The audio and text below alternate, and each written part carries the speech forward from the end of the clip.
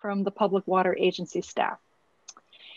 First, the people from the participating Public Water Agency staff and DWR are not going to be here to offer ideas for funding for the Community Benefits Program, but are here to take notes and to actively listen. So first, let's introduce Frances Brewster from Valley Water. Great. So there's Frances Brewster. And can we introduce Jennifer Nevels from Metropolitan Water District? Great, thank you, Jennifer. And then Brent Walthall from Kern County Water Agency. Great, thanks. So to begin, we're going to introduce Gloria Gray, who's the chair of the Metropolitan Water District. She will be welcoming you to the meeting. Gloria Gray is the chairwoman of the Metropolitan Water District, the first African-American to lead the board and the second woman to do so in the district's 90-year history. Gray began her career in water in 2006 when she was elected to the West Basin Municipal Water District Board of Directors. In 2009, she was appointed by the LA County Board of Supervisors to serve on a water quality community task force, which is part of the Community Clean Water, Clean Beaches initiative to address pollution in local waterways.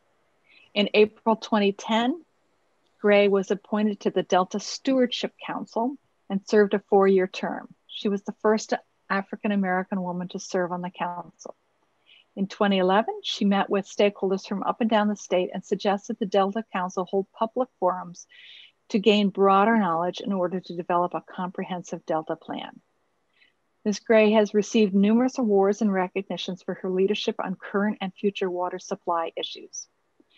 Underscoring her commitment, mentoring the next generation of water leaders, Gray was a founding board member of the California African American Water Education Foundation, representing Metropolitan, a union member for over 30 years, and is currently working to advance greater diversity, equity, and inclusion in the water industry.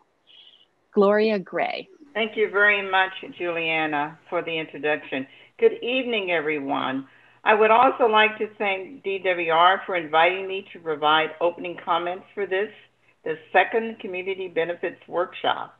But most of all, I want to welcome you and thank you all for your participation and input in this very important process.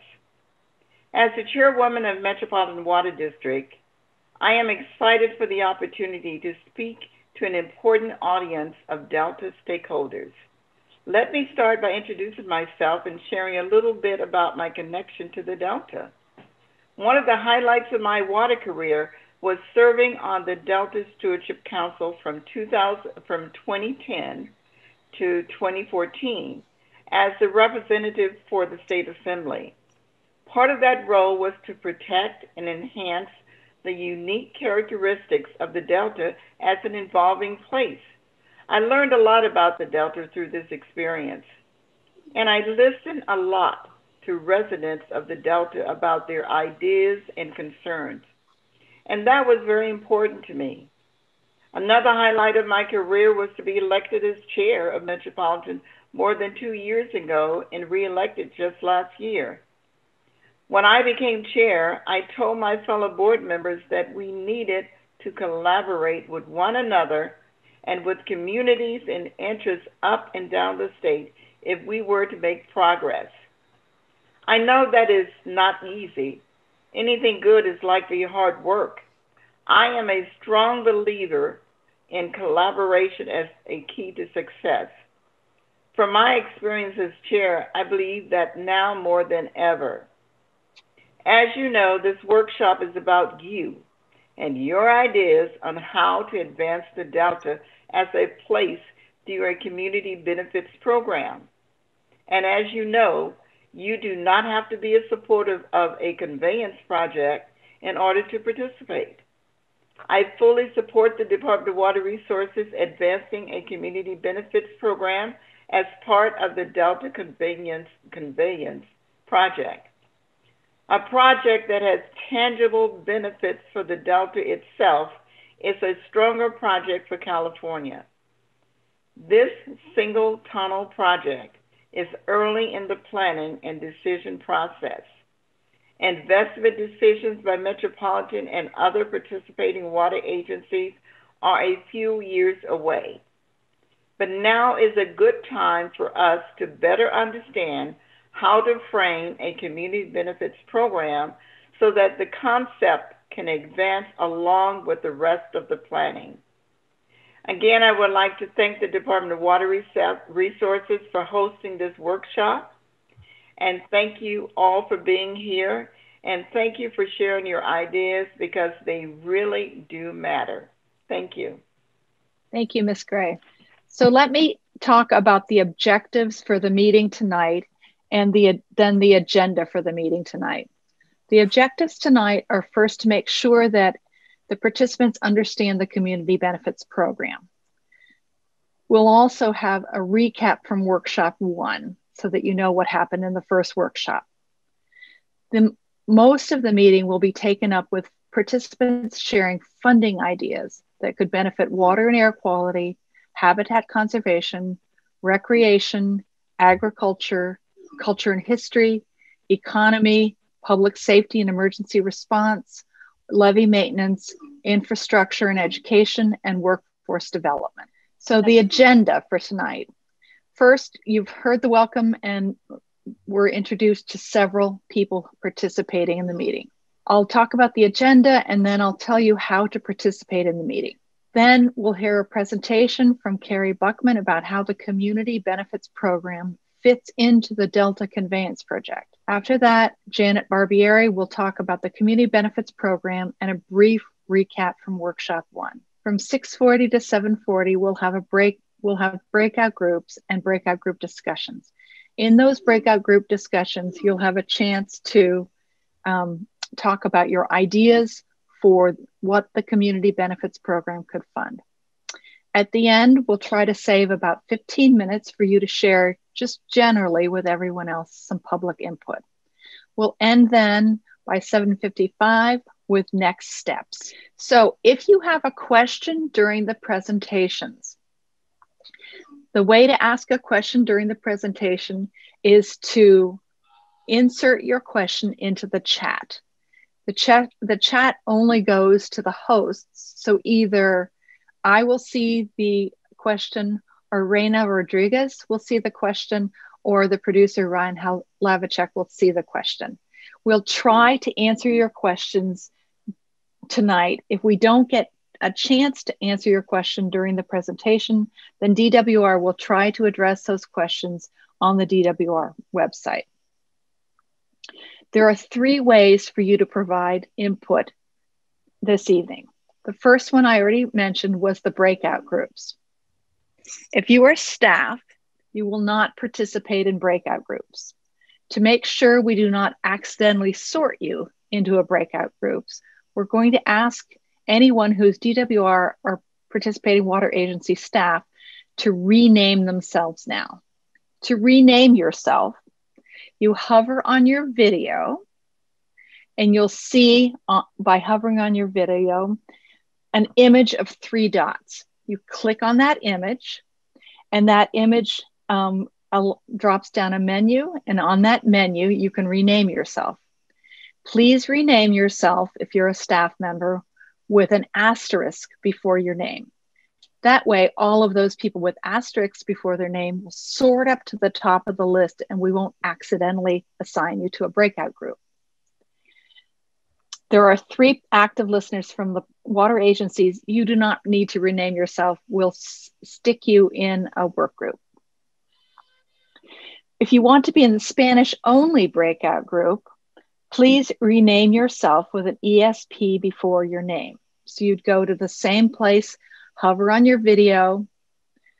When the menu drops down from the 3 dots, you'll see rename, click rename, and rename yourself with ESP, Espanol, before your name so that we can then sort you into a Spanish speaking breakout group. For the rest of you, don't worry about choosing breakout groups. We'll assign everybody randomly. Well, Zoom actually will assign everybody randomly to a breakout group. In your breakout group, you'll have a facilitator and a note taker and somebody from staff who will be taking notes. After the breakout group, Your facilitator will come back to the main room with you all and share some of the ideas that you had from the breakout group. In the meantime, you also will have lots of notes that we'll incorporate into the meeting summary from the breakout groups. Following those breakout groups, the second way you can provide input tonight is toward the end of the meeting, is to provide public input. At the bottom of your screen, you'll see a place where you can, reactions, where you can click on raise hands. When you click on that raise hand, your hand will go up and we will call on you and ask you to unmute your phone, your audio. You'll unmute your microphone and you'll have 2 minutes to provide input. You'll see a timer on the screen. I'll give you a time warning when the time is running out. Then your microphone will be muted again and we'll call on the next person. Finally, the third way for you to provide input is to send an email to the Department of Water Resources slide. If you fill out the email form or the comment form on the DWR website, we can gather all of that information and incorporate that into the meeting summary. So those are 3 ways to provide input tonight: the breakout groups, the public input, and sending in an email or filling out the comment form on the DWR website. So we want to find out where everybody is coming from in this meeting. So we're going to put up a Zoom poll, and please click the county where you live. 50%, 51, a couple more people, let us know where you live. Okay, I don't see anybody else adding. So it looks like we have a lot of people from Sacramento County. Also the next is from Yolo County, and then from Contra Costa, Alameda, and the other counties. Thank you so much for letting us know where you're coming from. Now we'll turn to Carrie Buckman, who will give you a project overview, how the Community Benefits Program fits into the Delta Conveyance Project. Carrie Buckman is the Environmental Program Manager at the Department of Water Resources. Carrie. Thanks, Juliana. I guess let me start by saying I really, really appreciate that you all are here tonight. I know that everyone has other things to be doing and you're giving up your evening and your time to be here, and I really, really appreciate it. I know that we talked about the Delta Conveyance Project at the first meeting, but not everyone was here. So we are presenting sort of a condensed version of what we talked about at the last meeting, just so that if there are new people that are attending this meeting, you have some background about the project. So the project purpose is the fundamental reason that DWR is considering a new diversion and conveyance facility in the Delta. So the purpose of the project would be to modernize the aging State Water Project, or SWP, infrastructure in the Delta to restore and protect the reliability of SWP water deliveries in a cost-effective manner consistent with the state's water resilience portfolio. And the project objectives help further define our purpose. So this helps explain that we're trying to have a reliable water supply in the face of many challenges. And these challenges include that we want to address sea level rise and climate change, minimize water supply disruption due to seismic risk, protect water supply reliability, and provide operational flexibility to improve aquatic conditions. So I'm not going to go through the schedule in detail, but I did want to talk a little bit about the pieces that we're really focusing on right now. So the first step that we're working on is working under the California Environmental Quality Act, or CEQA, to develop an environmental impact report, or EIR. This is a document that assesses the potential environmental effects of a project, and if they are significant, looks at mitigation for those impacts. So we're working on developing an internal draft now, and then we'll work on developing a public draft for release in about mid-2022. Concurrently with our efforts, the United States Army Corps of Engineers is the federal lead for development of an environmental impact statement, or EIS, under NEPA, or the National Environmental Policy Act. And they're working on a similar schedule to ours for a separate document that will have a concurrent review period in 2022. After that, we will both work on incorporating comments for final documents in late 2023. The bottom of this slide also presents some of the other environmental processes that we're also starting early work on now. Part of the reason I wanted to talk about the CEQA process is that forms the foundation for 3 complementary processes, and the community benefits program that we're here tonight to talk about is one of those 3 processes. So the first sort of foundational block is regulatory mitigation. So as part of CEQA and the EIR, we will be looking at the potential for effects to a suite of environmental resources. And if we have significant effects, we'll identify mitigation measures to avoid or reduce those effects. But CEQA is pretty prescriptive, and so it has a specific set of resources that we look at, and it doesn't necessarily address all of the potential effects to the local communities in and around the project area. So in addition, we are looking at this community benefits program, which is what we're here to talk about tonight. And the purpose is to provide resources to direct benefits toward the communities most affected by implementation, and it's developed based on community collaboration. The third piece is one other piece that we are developing, which is an ombudsman program, which is a clearinghouse with a single point of contact to streamline information sharing, other public support, and a claims process. I wanted to just revisit also the core commitments that DWR is making as part of this process. So if the community benefits program moves forward as part of the overall Delta Conveyance project, our commitments include these 5 pieces. One is that we commit to be transparent with an open process to collaborate effectively, to be constructive. We will participate in good faith with the community to create a positive legacy, inclusive with broad stakeholder participation to expand the capture of voices, fair so that the benefits are related to the localized nature of effects. And this last one, I think, is really the most important. Chairwoman Gray mentioned it also in her opening remarks. This is that we are participating in a way that is unconditional, that the community benefits are not dependent on support for the project. We don't expect that anyone who is talking to us about this or thinking about it in any way would relax their opposition to the project. We think both can proceed at the same time. So next, we want to hear about the proposed community benefits program. Janet Barbieri is the Communication and Public Outreach Manager, and she'll tell you about the proposed community benefit programs, briefly reviewing what the concepts, the purposes and objectives, the components, and what we heard at the April 14th meeting. Thanks, Janet. Thank you.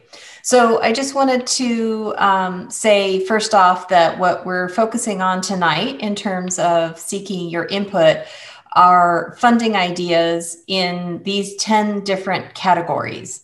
Water and air quality, public safety and emergency response, recreation, habitat conservation, culture and history, economy, infrastructure, agriculture, education and workforce development, and levee maintenance.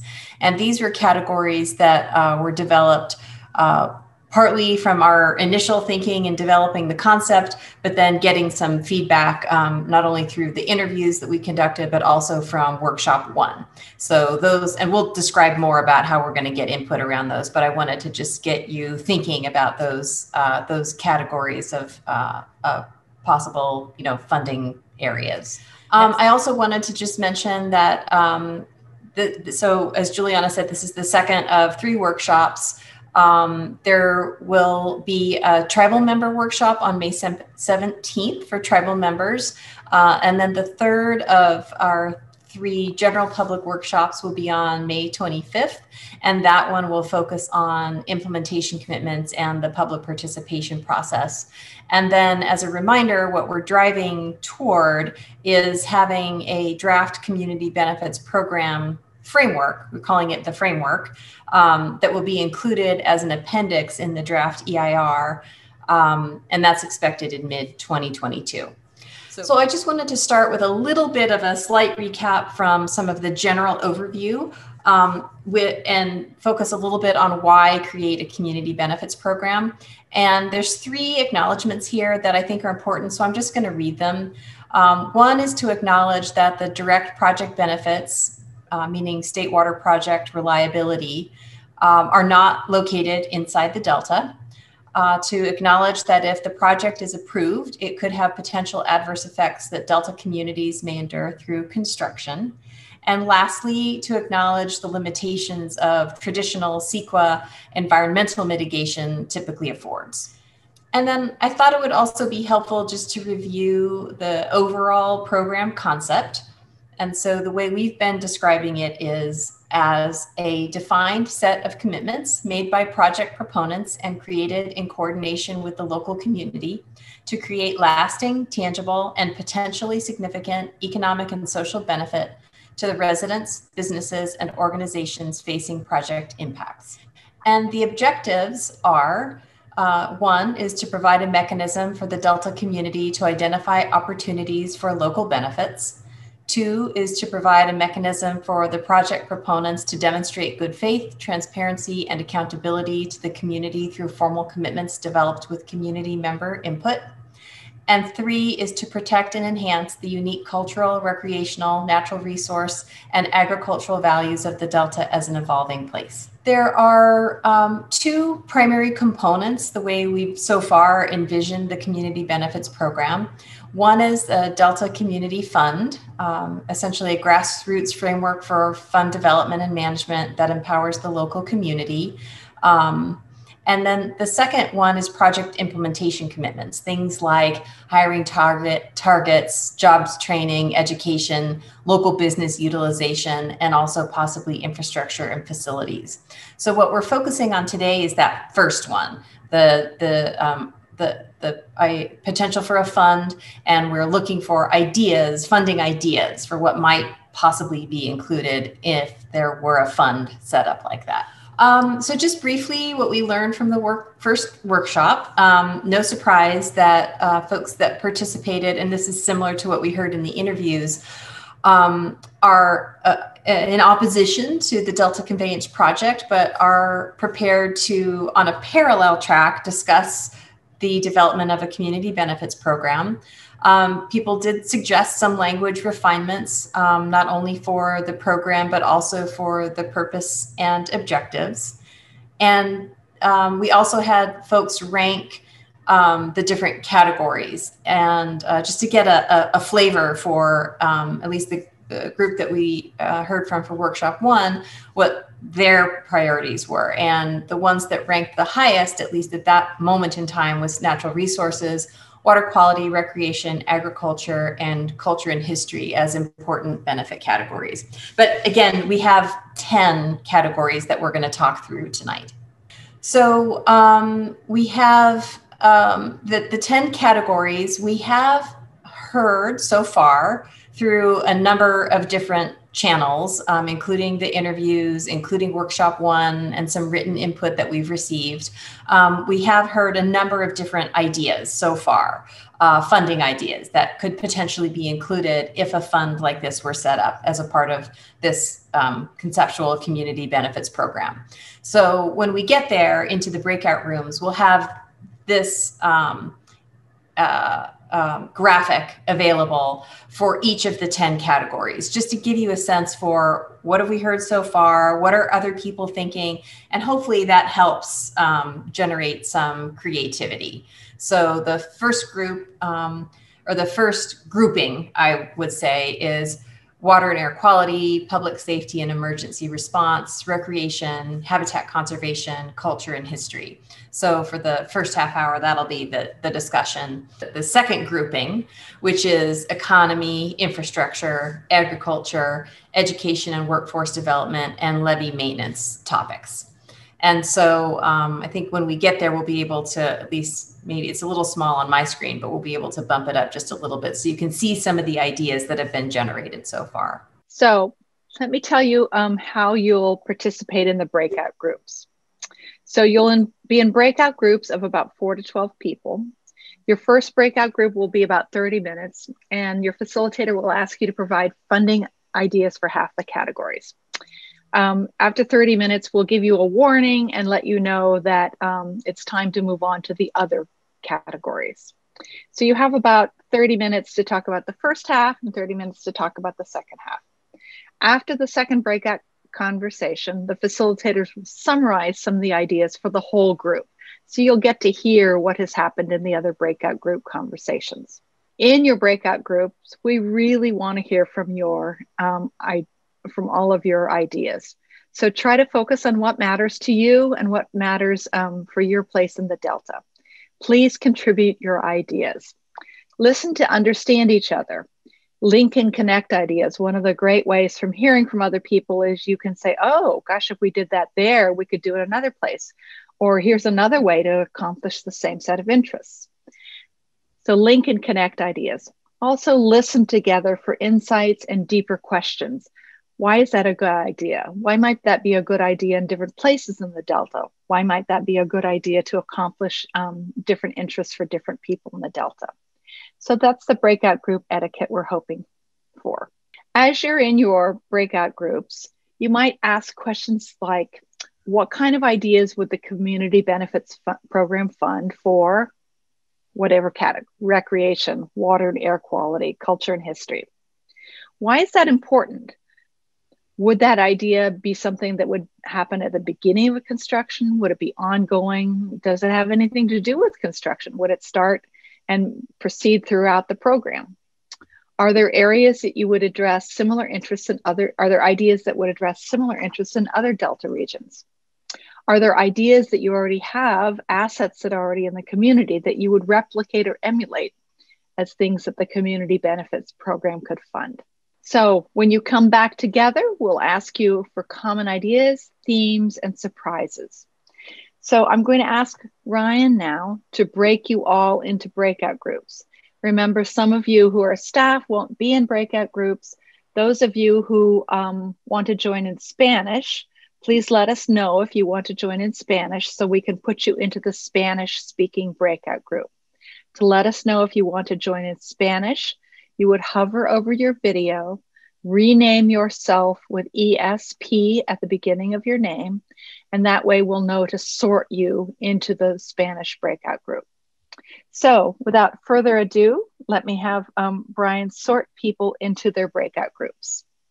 Those of you who want to be in the Spanish language channel, don't forget to go back to the bottom of your screen where it says interpretation and choose the interpretation channel Spanish language so that you'll end up back hearing Linguistica making the translation. I'll just wait a couple more minutes till we get everybody back from our breakout rooms. Okay, let me start then with group one. Group one, the facilitator and note taker, what were some of the common ideas you had? Please remember, let us know what some of the common ideas or themes or any surprises, any changes you had to the wording for the categories. Hi, my name is Hugo. For those of you that participated on group one of the common themes, it's interesting because we haven't even gotten onto the second part, but the common theme was maintenance of the levees. They were saying that we really need to pay attention to all of that. So they want to make sure that there's funding to create that. Make it a priority. Excellent. Okay. Any changes to the wording for the categories, Hugo? No, they stay the same. Okay. Group two. Hi, everyone. So in group two, there was actually, I would say there was one addition to the category, and that was the scope and scale of the Community Benefits Program. There was a specific idea about having 2% or more of the total project bonded cost being a part of the plan for the Community Benefits Program. But that was a different category than what we had. The other conversations, there's a lot of discussion about fishing, specifically state-of-the-art fish screens, and increasing access for fishers from the land, as well as looking at how the maintenance of the infrastructure that really served the access of the Delta was really important. So that meant roads, it meant levees, it meant it meant signs, and there was a sense that maintaining all of these things was important for a whole array of things, whether it was fishing, recreation, the economy, traffic, and safety. But those were the key for our group in its discussion. Great. Group three. Yeah, so in our group, there was definitely a theme of conservation of habitat, enhancement of habitat, with the addition of additional resources and amenities that would allow more access to that habitat for humans as well. So it's to both enhance, the fisheries, the birding habitat, the flyways, but also access for humans for fishing, birding, hunting, education, and that sort of that agritourism element of it that could be enhanced a fair amount, which obviously leads to benefits for the ecosystem, benefits for quality of life for humans, as well as economic development. And the idea there are many local people that could could benefit more from, being fishing guides and educators supporting all of these this ecotourism activity. Thanks so much, Robert. Let's see, that was group 4, group 5. Group 4. That's me. Can you hear me okay? Yes. Okay, great. Yeah, our group had lots of great ideas, particularly some that are different from what other groups are sharing, is around the linking of trails that are already happening in the Delta, and maybe even creating new trails and opportunities for wildlife viewing and observation decks. There was also talking about increased habitat acquisition and ensuring that any mitigation habitat. Sorry, there's a button being pressed. Any any extra land that was purchased for mitigation, that it was ensured that it was of actual benefit, and that the critters that would be using it would actually transition. And making sure that it's linked, that it's not just little islands of habitat, but that it's actually useful to the creatures that might otherwise be displaced. And then hearing also about going beyond just the Delta and looking upstream and downstream, particularly when it comes to habitat restoration and things like water quality. Last, on water quality, there was the ideas around monitoring, both increased monitoring as well as increased monitoring sites. So those were a few of the great ideas that our group brought forward. Thank you, Amy. And finally, Dana. Hi, everybody. So in group 5, a lot of great ideas, one of which in public safety and emergency response, that there's a need for more convenient medical services within the Delta, that they're pretty remote, and there's people that don't necessarily have those services close by that are in Walnut Grove. And some other things that came up is the need for infrastructure. I would say the largest amount of comments were in infrastructure needs, and that needs to be a priority. So internet reliability, signage throughout the region, improving building codes, widening roads, bringing buildings up to code, old historic buildings, smaller marinas, bridges, and dam construction. So I would say there was the most sort of energy around infrastructure. Thanks, Dana.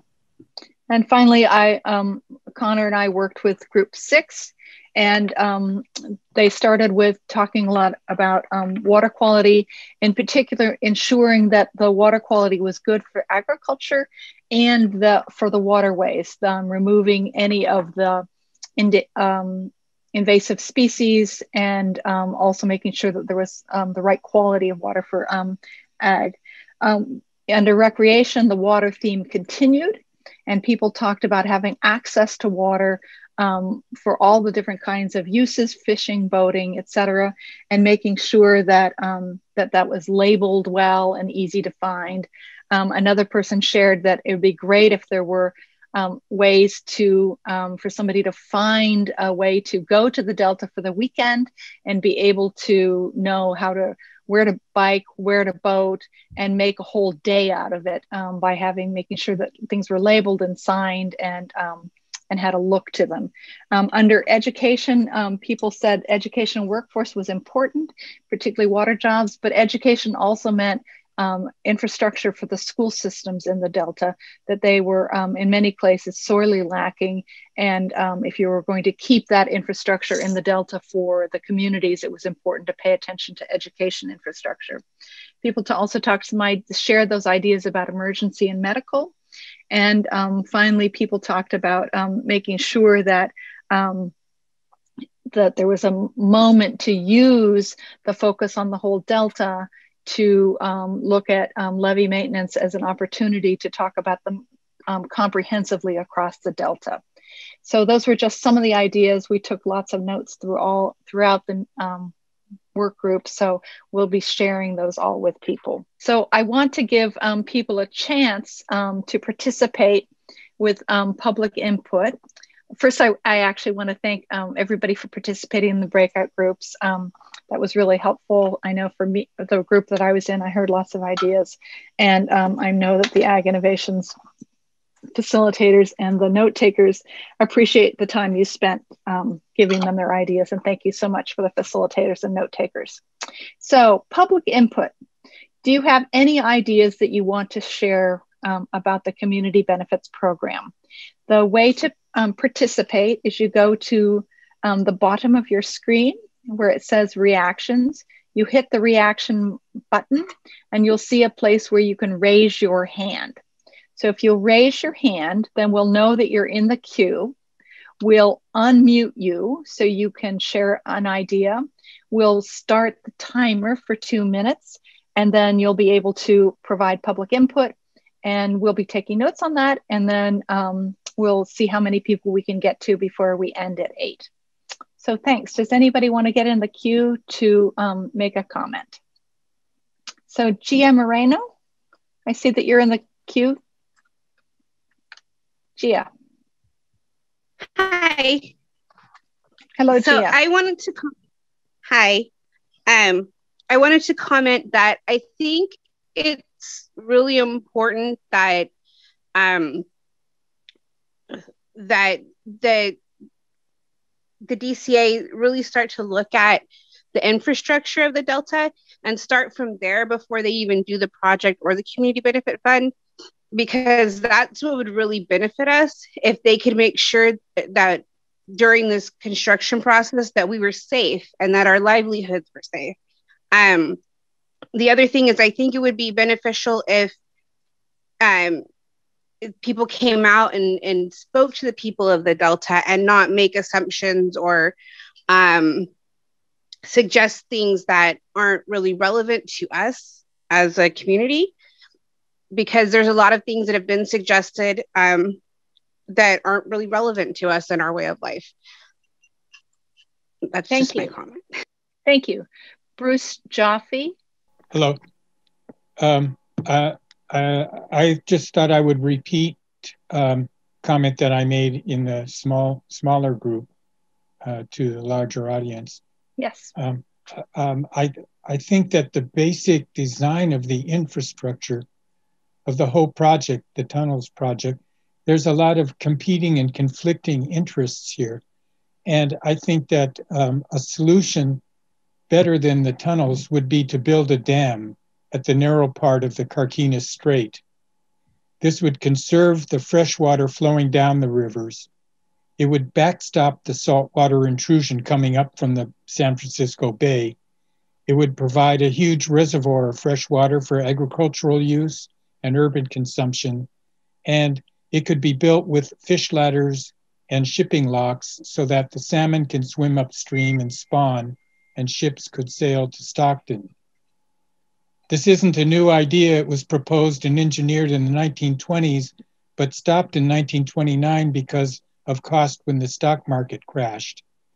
It was estimated at the time to cost less than tunnels, and it may still be the case. How to fund it, President Biden's infrastructure improvement plan may very well provide matching funds. And so I'd like to suggest that a dam across the Carquinez Strait be considered as an essential part of this whole endeavor. Thanks Thank Bruce. you. So Rob for Ness, we're looking for any input on the community benefits program. Yes, I had to unfortunately step away for the first couple of summaries, and I missed my groups. So I'm not sure to what extent it was presented here, but my perspective as an environmental advocate, not representing any particular group, is that this is a $16 billion project. And it is incumbent upon all of those participating here today to recognize that the community benefits should not be an insignificant part of the overall cost of that project. Even a 2% amount is $300 million. 4 to 5% is $600 to $750 million. I think it's important to communicate on the part of all those who are participating that it is important that the commitment be significant in proportion to the overall cost of the project. Haggling over what should be the project is much less important than guaranteeing that it's a significant amount that is part of the bonded cost of the overall construction of the project. That's the message I think is really important to communicate to the JPA and to the Department of Water Resources. Thank you, Rob. Is there anybody else who wants to make public comment? Any input on the community benefits program? Yeah, hi, this is Bruce Olson. Yes. May I speak? Thank you. Please. I don't have any hand wave on my reactions. Oh, sorry. I'm so sorry. Okay. An overarching concern that I heard throughout all of our discussions in our breakout group and all of the summarizing of the other breakout groups is we do not want to reduce the quality of what we concurrently have. And in what, tell me a little bit more about how that would play out as a community benefit. I'm sorry. That's an overarching concern for the entire project. The community benefit is we do not reduce the quality of what we already have. And what you already have in terms of recreation, water quality, culture, history, agriculture, etc. Well put. Thank you. Thank you. Amber McDowell. Yeah, I kind of want to echo the same thing there of, this project is going to take, a decade or so to build.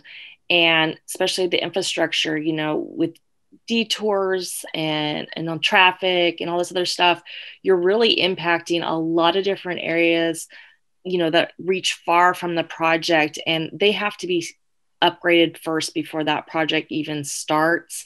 Otherwise, we are really going to crumble apart with levees, the roadways, medical, and it's already for some of us over a half hour for response, and then to get back in there to a hospital it's going to be even more delay with detours, and our school education is going to be really impacted there. And then for agriculture, you're going to drop the water, and so we're going to have more pumping happening. We're going to have more pumping time that's going to have to take place. And those pumps are going to put out more GHGs, which means we really need to upgrade our pumps because it's going to crash our economy. I mean, if our farm can just survive your construction timeline, we'd be lucky, and not only that, we have an 1800s-year-old house. Luckily we're a little bit far enough that we won't be shaken off our foundation or the plaster be cracked. I mean, there's a lot of impacts that just the construction is going to decimate so many parts of it. And the benefits are going to be really hard to try to recover that. Thanks. Marcia, can you hear us? So I'll keep you in the queue, Marcia, and I'll come back to you. I think next in the queue I have Scott Finley. Thank you, Juliana. I just want to very briefly tie a little bit into what Rob talked about in terms of the magnitude of the commitment here. I think it needs to reflect a magnitude not just in money. Of course, it needs to reflect it in money, but it also needs to reflect it in time.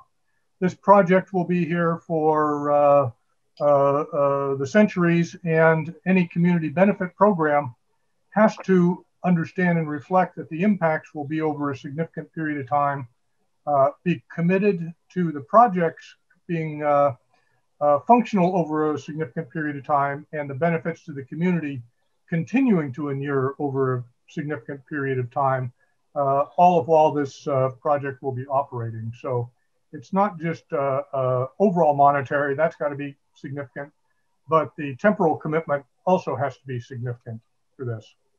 Thanks. Thank you, Scott.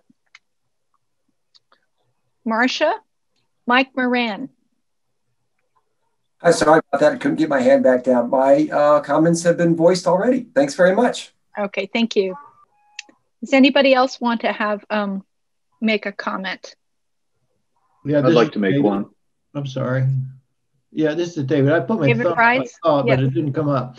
Yeah, okay, I just relative to the points that have just been made, I'd like to kind of solidify that to remind people that California Public Trust Doctrine, law of California, decided by the California Supreme Court on the case of Mono Lake, has put in law the fact that humans have the right to access any of this area of the Delta, and that the critters that live there have the right to live there, so that any project that is done in the Delta has to guarantee those rights. And I want that guaranteed before this project is put in place. Thank you. Thank you, Mr. Bryce. Does anybody else want to get in the queue to provide public comment? I would, but I don't see a hand on my screen. Oh, I'm sorry. Yes. Is that Roger? It is. Okay. Yes, please. 2 speakers ago, a gentleman commented that he didn't want to lose what we have. My comment would be,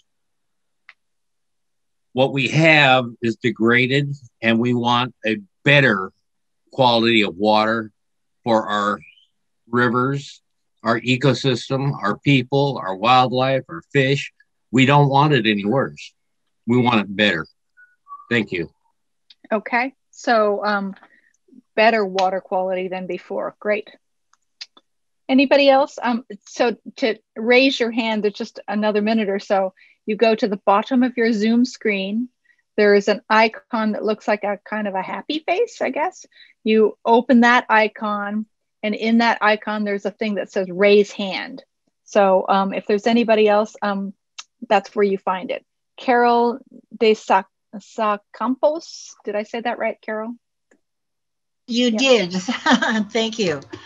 I would like to comment publicly that before this project starts, just as the DWR did an assessment for water quality and providing everybody with water quality, that there should be a needs assessment of the entire region to find out what damage has already been done, what damage would be done, what would the future needs of this project require before anything is even started. A needs assessment study. That would be my request. Thank you. Thank you.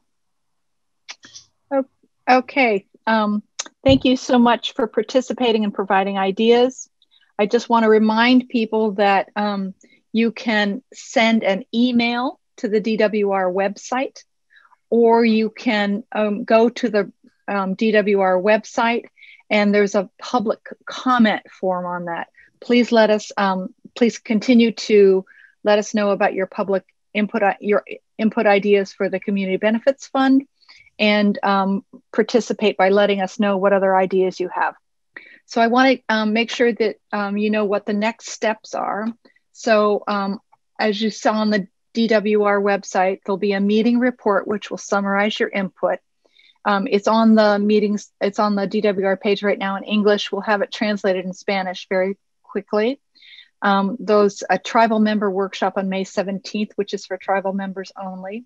The next public workshop is on May 25th, which from 6 to 8 p.m. That workshop will focus on the implementation commitments and the public participation process. So as you may remember from Janet Barbieri's presentation, the one component of the community benefits program is the community benefit fund, and the other component is the implementation commitments, things that the Department of Water Resources can leave behind or can do while they're going through the construction. So we'll want to hear about commitments for jobs, job training, leave behind infrastructure, other kind of things that can be both ands while the construction goes on. We'll also want to hear at that workshop how you think the public should be involved in developing this program. After that May 25th meeting, we'll combine all of this information into the Community Benefits Program Framework. The program framework then will be included as an appendix into the draft Environmental Impact Report. That impact report will, as I said, will include this as an appendix, and that will be finished sometime in this summer, and then we'll go to all of the participating federal and state agencies for review. It's expected to come out for the public in mid-2022. So please be looking for that. And we hope that you encourage your neighbors and other Delta residents to participate in the next workshop. As you can see, we keep changing things as we're hearing from you all on what the program should be like. And we hope to hear from more of you in the next meeting. Thanks so much for participating, and we'll see you on May 25th. Thanks so much. Bye-bye.